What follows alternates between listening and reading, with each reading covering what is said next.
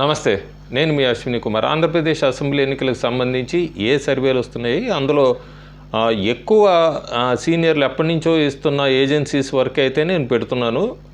ఒక సంవత్సరం ముందు నుంచి పెట్టిన ఏజెన్సీస్వి ఎక్కువ నేను సర్వే ప్రిడిక్షన్స్ ఏమీ పెట్టట్లేదు. ఇంకొకటి ఏంటంటే, కామెంట్స్లో నేను చేసిన సర్వే ప్రిడిక్షన్స్ అనుకొని నా మీద కామెంట్స్ పెడుతున్నారు. నేను ప్రతిదీ కూడా ఏజెన్సీ చేస్తే ఆ ఏజెన్సీ వాళ్ళ ప్రిడిక్షన్స్ ప్రకారం అనేది పెడుతున్నా. సో కామెంట్స్ పెట్టేటప్పుడు అది ఎవరిదని ఉదాహరణకి న్యూస్ ఎరీనా అది పెట్టాను నేను ఆంధ్రప్రదేశ్కి సంబంధించి. అది నా ప్రిడిక్షన్ కాదు, న్యూస్ ఎరీనా ప్రిడిక్షన్. అందులో కూడా కన్క్లూజన్ లాస్ట్లో నేను ఇచ్చాను.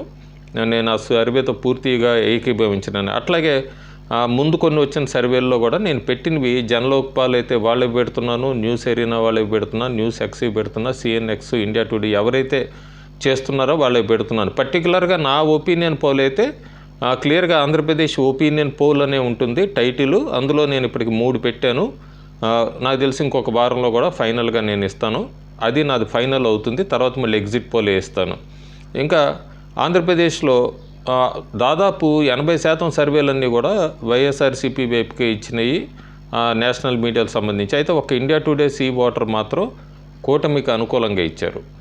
అట్లాగే ఇంకొక సర్వే కూడా వచ్చింది. ఆ సర్వే జనలోక్పాల్ ఆంధ్రప్రదేశ్ అసెంబ్లీ మీద చేశారు. అసెంబ్లీకి సంబంధించి కూడా ఇది కొద్దిగా ఎన్డీఏ ఎలియన్స్కి మంచి సంతోషకరమైన వార్త అనే చెప్పచ్చు. వాళ్ళు ఇస్తున్న ప్రిడిక్షన్స్ ప్రకారం అయితే ఆ సీట్లు ఎట్లా ఇచ్చారనేది ఒకసారి వీక్షకులకు షేర్ చేసుకుంటే, ఇప్పటికిప్పుడు ఎన్నికలు జరుగుతుంటే వీళ్ళు మార్చి 15 నుంచి ఏప్రిల్ 15 దాకా చేసామని చెప్తున్నారు.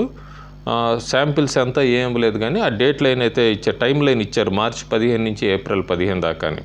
ఇప్పటికిప్పుడు ఎన్నికలు జరిగితే కనుక 175 అసెంబ్లీ స్థానాల్లో ఎన్డీఏకి 118 నుంచి 123 వస్తాయని, వైఎస్ఆర్సీపీకి 49 నుంచి 54 ఇస్తారని. ఇక్కడేం మనకి పెద్ద చేంజ్ కూడా అంటే అంత పర్టికులర్గా ఈ సర్వేని చూడాల్సినంత అవసరం అక్కడైతే రాలేదు ఆ నెంబర్లో. ఎందుకంటే ఆ 3% స్వింగ్ అనేది అయితే కనబడుతుందని నేను చాలా ఐటమ్స్లో పెట్టాను. ఆ 3% ఎటువైపుకి వెళ్తే కనుక అటువైపు కొద్దిగా నెంబర్స్ మారచ్చు. అది 105, 70 లేకపోతే 60 దగ్గర ఆగుతారా ఎవరైనా సరే అనేది.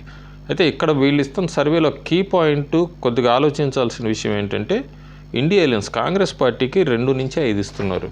ఇదైతే నాకు ఏ సర్వే వాళ్ళు పెట్టలేదు ఇంతవరకు. దాదాపు 20 సర్వేల పైన నేను మన ఛానల్లో పెట్టాను, నా ప్రిడిక్షన్స్ కూడా పెట్టాను. కానీ వీళ్ళు ఇస్తున్న దానిలో ఇండియా ఎలియన్స్ అంటే ముఖ్యం కాంగ్రెస్ పార్టీకి 2 నుంచి 5 స్థానాలు అని ఇచ్చారు. నాకు ఆంధ్రప్రదేశ్లో కూడా ఎక్కడ కాంగ్రెస్ గెలుస్తున్న స్థానాలు అయితే నాకు కూడా ఏప్రిల్ 15 దాకా అయితే ఎక్కడ క్లియర్ కనబడలేదు. మరి వీళ్ళు ఆ స్థానాలు ఏంటి, ఆ నియోజకవర్గాలు ఏంటి అనేది మెన్షన్ చేయాలి. ఇంకోటి అదర్స్ 1 to 2 అని కూడా ఇచ్చారు.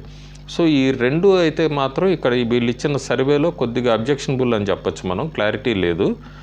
సరే ఎన్డీఏ 118, 123, వైఎస్ఆర్సీపీ 49, 54 దగ్గర ఎప్పుడు కూడా సర్వే చేస్తున్నప్పుడు నేను చాలా సర్వే ఏజెన్సీస్ ఇచ్చిన అనాలిసిస్లో కూడా చూశాను, మార్జిన్ ఆఫ్ ఎర్రర్ 3 to 5% వరకు ఇస్తున్నారు. సో ఆ స్వింగ్ ఎటువైపుకి వెళ్తే మాత్రం అక్కడ ఈ వచ్చే 25 రోజుల్లో ఆ స్వింగ్ ఆ 3% to 5% ఒకటి. అన్డిసైడెడ్ ఓటర్స్ కూడా దాదాపు 4 నుంచి 5% ఓటర్స్ ఉన్నారు. ఇవి వాళ్ళు అన్డిసైడెడ్ ఓటర్స్ వాళ్ళ నియోజకవర్గంలో అభ్యర్థి బట్టి ఆఖరి నిమిషంలో నిర్ణయించుకుంటాం అనేది కొంతమంది ఉన్నారు. రాష్ట్రంలో ఏ పార్టీ అధికారంలోకి వస్తే ఆ పార్టీ వైపు మొగ్గు చూపుతా అనే వాళ్ళు కూడా కొంతమంది ఉన్నారు. సో ఆ స్వింగ్ ఎటు వెళ్తుంది. అట్లాగే ఈ ఎర్రర్స్లో 3 to 5% ఎర్రర్లో కూడా స్వింగ్ ఎటువైపుకి వెళ్తుంది అనేది కూడా మనం వేచి చూడాలి. దాన్ని బట్టి కూడా రిజల్ట్స్ అది వైఎస్ఆర్సీపీ కావచ్చు, లేదా NDA alliance TDP, BJP, YSRCP, Janasena కావచ్చు, ఎటువైపుకైనా ఆ నెంబర్ మారచ్చు. ప్రస్తుతానికి వీళ్ళు ఇచ్చిన ఈ జనలోక్పాల్లో కీ పాయింట్ ఏంటంటే, ఇండియా ఎలియన్స్కి 2 to 5% సీట్స్ అనేది అయితే కొద్దిగా లోతుగా ఆలోచించాల్సిన విషయం. అంటే సర్వేలు చాలా రకాలు ఉంటాయి. అందరూ కామెంట్స్ పెట్టేయటం చాలా ఈజీ, కానీ సర్వే చేయాలంటే కనుక 3-4 రకాల సర్వేలు ఉంటాయి. ఒకటి వీడియో కాలింగ్ సర్వేతో ఉంటుంది. అది కొద్దిగా ఒక శాంపిల్కి కాస్ట్ పడుతుంది, చాలా కాస్ట్ పడుతుంది. అట్లా కాకుండా వాలంటీర్ షీట్స్ తీసుకొని వెళ్ళటము, ఆ టీము ఆ షీట్స్లో క్వశ్చనీర్ మీద వెళ్ళటము, అదొక సర్వే ఉంటుంది. అది గుంపులోకి వెళ్ళటం ఉంటుంది. ఒకటి 1-on-1 వెళ్ళటం ఒకటి ఉంటుంది. అది కూడా శాంపిల్ కొద్దిగా కాస్ట్ అవుతుంది. టీమ్ మెంబర్స్ని మెయింటైన్ చేయాలి కాబట్టి ఇదంతా బడ్జెట్ ఎక్కువ అవుతుంది. కొన్ని ఏజెన్సీస్ ఏంటంటే పార్టీలు చేయించుకుంటున్నాయి కాబట్టి నేచురల్గా వాళ్ళ ఏ పార్టీ చేయించుకుంటుందో ఆ పార్టీకి బయట చెప్పినప్పుడు ఆ పార్టీకి ఫర్గానే ఇవ్వాల్సి ఉంటుంది వాళ్ళ సర్వే రిజల్ట్స్.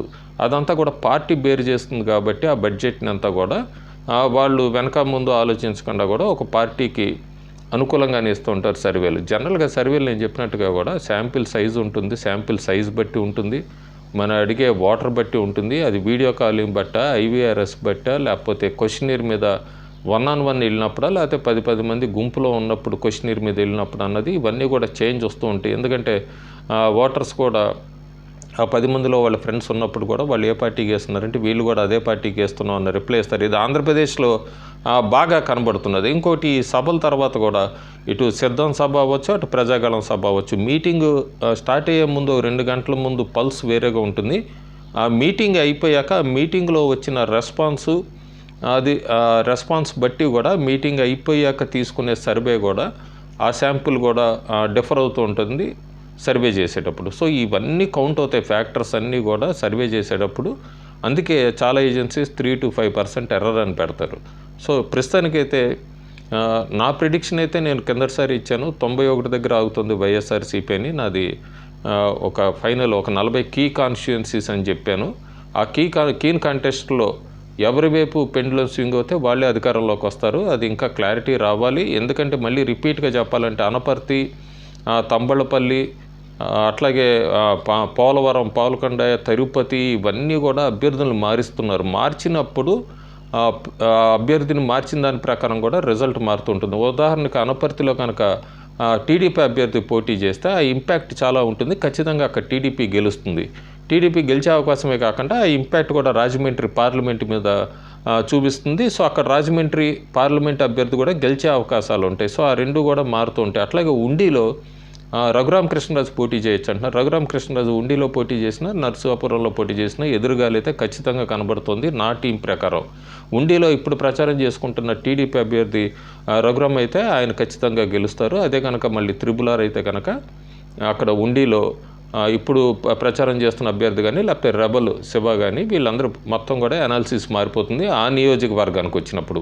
అట్లాగే రాజానగరంలో గత 15 రోజుల కిందటి వరకు అయితే వైఎస్ఆర్సీపీకి స్వింగ్ ఉండే, కానీ ప్రస్తుతం మాత్రం అన్నీ సమసిపోయిన కూటమిలో రాజానగరంలో జనసేన అభ్యర్థి బత్తిన రామకృష్ణ విజయం వైపు పరుగులు తీస్తున్నారు. మెజారిటీ కూడా 5,000 నుంచి 10,000 మధ్యలోకి అప్పుడే ఆయన వచ్చాడంటే కనుక అది ఖచ్చితంగా విన్నే సీట్ అని పెట్టుకోవచ్చు. సో ఈ మార్పులన్నీ జరుగుతున్నాయి. అట్లాగే శ్రీకాకుళం, విజయనగరంలో, ఉభయ గోదావరి జిల్లాల్లో వైఎస్ఆర్సీపీకి ఉభయ గోదావరి జిల్లాలో ఫస్ట్లో బాగా తగ్గిన సీట్లు ఇప్పుడు కొద్దిగా రేసులోకి వచ్చారు. సో ఈ 15-20 రోజుల్లో జరిగేది ఆ ఎర్రరు, ఆ క్యాండిడేట్స్ ఎవరు మారతారు, ఎవరు పోటీలో ఉంటారు. అట్లాగే విజయవాడకి సంబంధించి కూడా కొన్ని చోట్ల అధికార పార్టీ మార్చచ్చు అని వినబడుతోంది.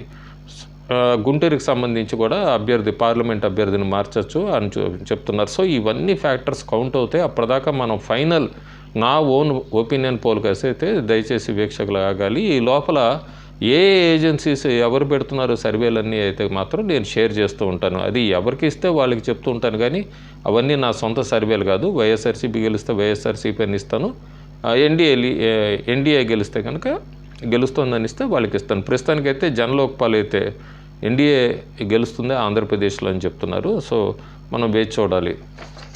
Thank you.